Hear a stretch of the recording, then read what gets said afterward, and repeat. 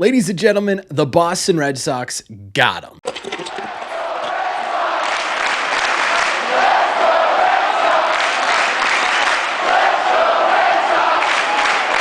What is going on, everybody? Welcome back to Red Sea Radio. My name is Corbett. Thank you very much for clicking on this video.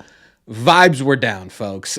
I'm not going to sugarcoat it. Things were not looking good for the Boston Red Sox, right? You're 1-4 to start the season. Your offense is abysmal. Your pitching kind of broke down today.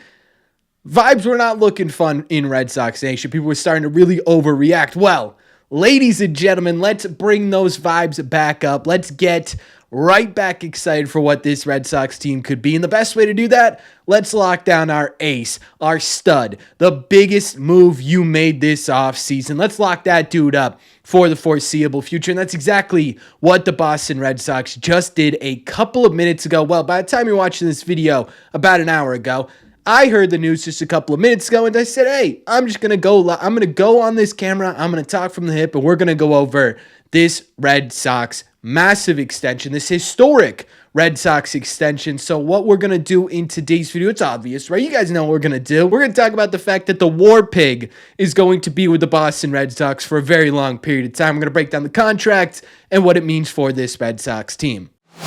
Okay, so obviously a couple of pretty big things we got to go over with this Garrett Crochet contract. It was obviously, of course, it was broken by the one and only Jeff Passan. Who else would have told us this absolutely fantastic news? Now, the official deal itself is a 6-year, $170 million contract extension. The first important thing that I want to note about this contract is that it starts in 2026. I think that's important to note because it means that it doesn't take effect this season. There's no CBT impact this year for the Boston Red Sox, which I think is a pretty smart move by this Red Sox team. It also gives them that one little extra year of control right before you start paying them legitimate money. Now, we don't have the actual full year-to-year payout just yet. My pretty educated guess here, based on what we've seen for almost every single contract extension given out by any team over the last few years, is that it will gradually increase over time. At some point, I would guess making him one of the highest paid pitchers in Major League Baseball. And the reason I say this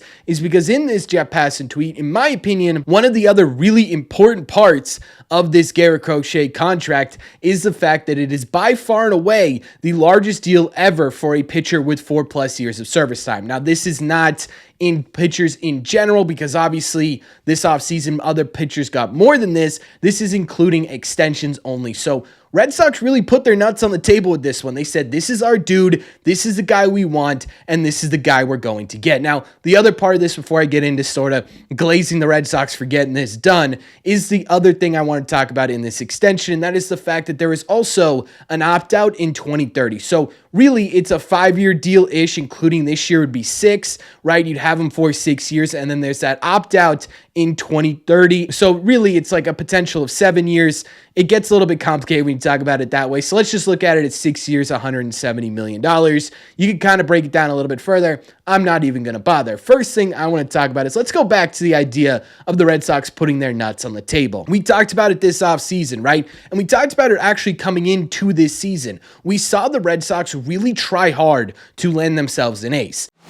They were right there with Max Fried. They were right there with Corbin Burns. They couldn't get it done. They pull the trigger on Garrett Crochet. They come into the season, and it doesn't really feel like anything's coming to fruition with the idea of Garrett Crochet being your sort of big fish, that big ticket that you wanted to cement at the front of this rotation for years to come. You had Play Tessie, our friends over at Play Tessie, interviewing him before the season. He flat out said, I don't think there's going to be a deal done before opening day. You had reporters like Chris Cotillo and Sean McAdam, along with Christopher Smith and plenty of others who said, yeah, things really aren't that close. Now, all of a sudden, Garrett Crochet not only breaks his rule, he said, I'm good, I'm not going to start talk extension talks during the season, but you also have the Red Sox really going out of the comfort zone here. Again, by far and away, the highest paid money in terms of an extension for a starting pitcher after 4 years of service time. That's not something that you normally see. That's really, really impressive. And I got to give flowers where flowers are due, right? We spent a lot of the offseason kind of criticizing, will the Red Sox be able to put their money on the table again? And over the last couple of months, not only did you get Buehler, which I think is kind of an underrated one in terms of spending money, but more importantly, not only did you get Bregman that you paid way over market for just simply to get the guy that you want, but now you're doing it again for Garrett Crochet. And I got to tell you, this contract, in my opinion, is going to look absolutely fantastic by the end of this thing, at least right now, right? If Garrett Crochet had waited a year or two, even gotten to free agency, he probably would have made close to $300 million. And I don't think that's an exaggeration, right? If he pitches to the level that we think he can be on the mound and make the open market before the age of 30, you're talking about a really, really, really valuable player on the free agent market. So for the Red Sox, yes, it feels like a lot of money now. Yes, it probably was an overpay at this moment, but they're saving themselves a lot of money in the long run. I also think that's really, really impressive.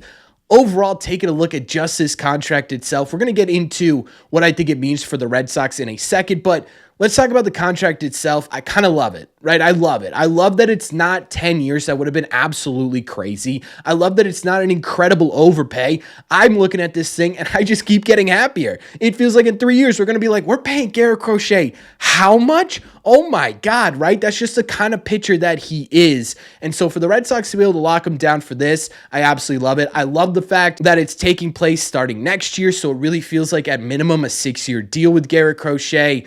I'm a big fan of this contract. I'm hoping you guys are as well. But let's break down what this means for this Red Sox team.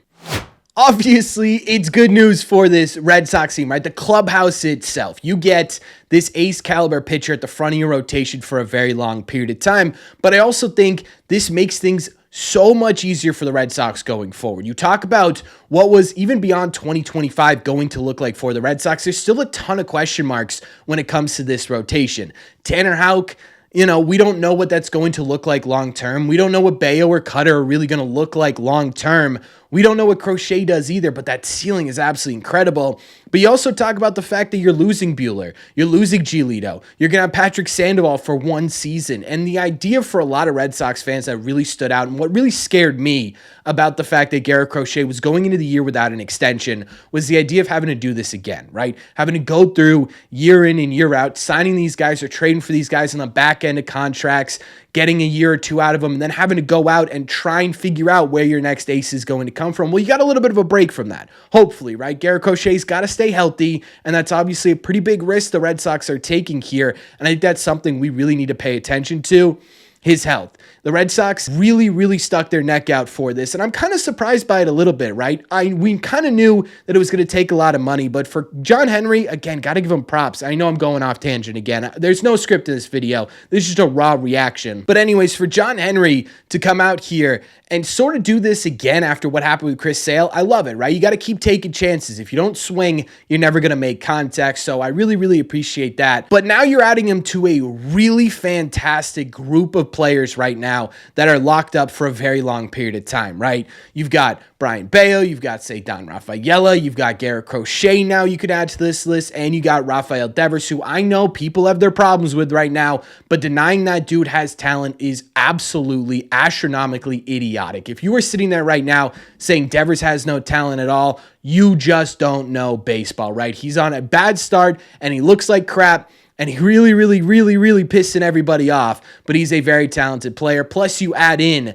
all of these young guys that you have the potential to grow with this extension core that you are building on this team. Guys like Anthony Christian Campbell, who we talked about in today's video, right? They're in deep talks for an extension. Roman Anthony, Marcelo Meyer, they've been mentioned a ton of times by this front office as guys they'd like to extend. Casas, Duran potentially, right? You're talking about an entire basically starting lineup of guys that you can now build on and really sort of create this Red Sox juggernaut with. The ace was a very important part of that, and I think the Red Sox getting that is absolutely fantastic. I also think this could help the vibes in the clubhouse a little bit, right? Guys like when other guys get paid for the most part, right? Sometimes guys sit there and they're like, well, why wasn't that me type of thing? But for the most part, guys like to see their teammates taken care of. And I'm hoping that big news like this, coming into the locker room tomorrow, everyone's joking. Everyone's like, hey, dude, you're buying dinner tonight, all that kind of crap they're jabbing at him. Hopefully lightens this team up a bit. They have been butt cheeks for the last 4 games, and they needed something like this to hopefully bring them together, give them a laugh, right? Take their mind off of baseball for a second and and celebrate their teammates and hopefully loosens them up a bit on the field, and maybe, just maybe, they could get a win. I also kind of love the fact that this is going to happen the day before Garrett Crochet is about to start for the Baltimore Orioles in a kind of we're 5 games into the season, what feels like a pretty pivotal start, doesn't it? Like, you need your ace tomorrow to go out there and be the ace and get this team, just lift this team to a win. And so you put your faith in Garrett Crochet, and now you're backing it up with that money. Hopefully these guys are extra motivated now. Hopefully these guys sit there and they say, okay, this front office is now investing in us. Let's go out there and show them why we also deserve to get paid and why this team deserves to be invested in. And so I don't know. Obviously, it's, at the end of the day, it's not going to do much in terms of the on-field play, but I also think it could end up being important in terms of the morale in the clubhouse. But either way, you get the workhorse. Hopefully, you get the absolute pig. Lou Maloney's got to be the happiest person on the planet right now. His war pig is signed and ready to go. I'm in love with this. I really am. I think this is a fantastic deal. I think he's a fantastic player. I think it justifies a very, very risky trade. We talked about it coming into the season. If you hadn't been able to get something done with Garrett Crochet and he walked in free agency and you ended up losing Teal, Montgomery, Myroth, and Wickerman Gonzalez for 2 years of Garrett Crochet, a lot of people would have considered that, unless you won a World Series, a bit of a lopsided trade and not in the Red Sox favor. Now you get this guy for essentially a full arbitration schedule again. I think it's absolutely fantastic. The Red Sox needed something like this badly. They needed that dog at the front of this rotation for future years to come, this year and beyond, and they got that right here in this deal. So if you couldn't tell, I'm about as excited as you could be about this deal, but I also want your opinions in the comments down below. Let me know what you guys think. Is this exciting? Does it raise the vibes of this really poor vibe start to the regular season? And how do you like the contract? Or what do you think it means for the Red Sox? Let me know all your thoughts in the comment section down below. As always, if you made it to the end of this video, do me a favor. Make sure you guys have hit that subscribe button if you haven't already. If you're new here, we talk Red Sox content almost every single day. Also, make sure you guys have hit the like button on this video as well. It just simply helps out a ton, and it's the best way to let me know you're enjoying the content. Don't forget, if you guys want to listen instead of watch these episodes, all you got to do is head over to your favorite podcasting app and look up Red Sea Radio. Thank you all very much for clicking on this one, and I will see you in the red seats.